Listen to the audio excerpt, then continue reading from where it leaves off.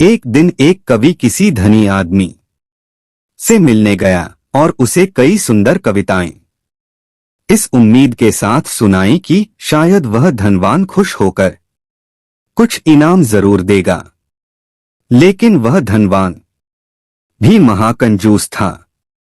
बोला, तुम्हारी कविताएं सुनकर दिल खुश हो गया। तुम कल फिर आना, मैं तुम्हें खुश कर दूंगा। कल शायद अच्छा इनाम मिलेगा। ऐसी कल्पना करता हुआ वह कवि घर पहुंचा और सो गया। अगले दिन वह फिर उस धनवान की हवेली में जा पहुंचा। धनवान बोला, सुनो कवि महाशय, जैसे तुमने मुझे अपनी कविताएं सुनाकर खुश किया था, उसी तरह मैं भी तुमको बुलाकर खुश हूं।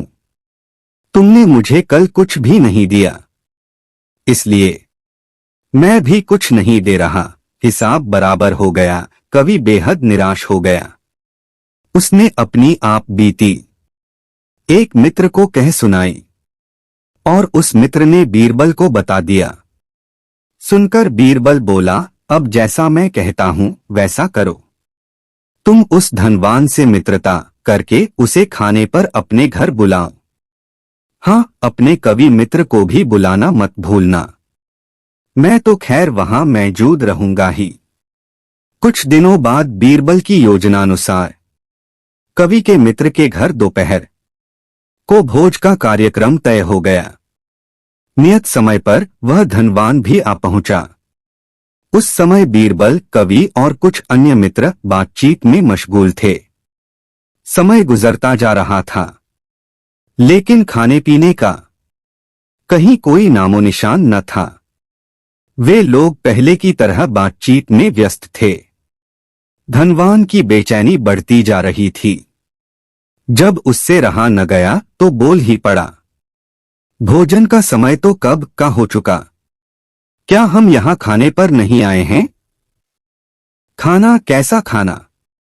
बीरबल ने पूछा। धनवान को अब गुस्सा आ गया।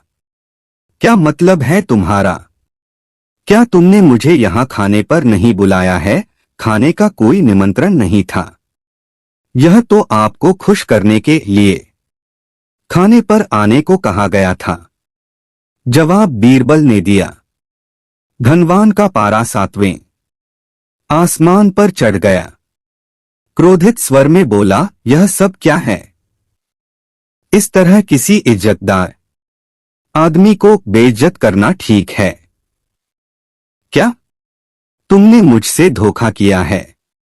अब बीरबल हंसता हुआ बोला, यदि मैं कहूं कि इसमें कुछ भी गलत नहीं तो तुमने इस कवि से यही कहकर धोखा किया था ना कि कल आना, सो मैंने भी कुछ ऐसा ही किया। तुम जैसे लोगों के साथ ऐसा ही व्यवहार होना चाहिए। धनवान को अब अपनी गलती का आभास हुआ और उसने कवि को अच्छा इनाम देकर वहां से विदा ली। वहां मौजूद सभी बीरबल को प्रशंसाभरी नजरों से देखने लगे।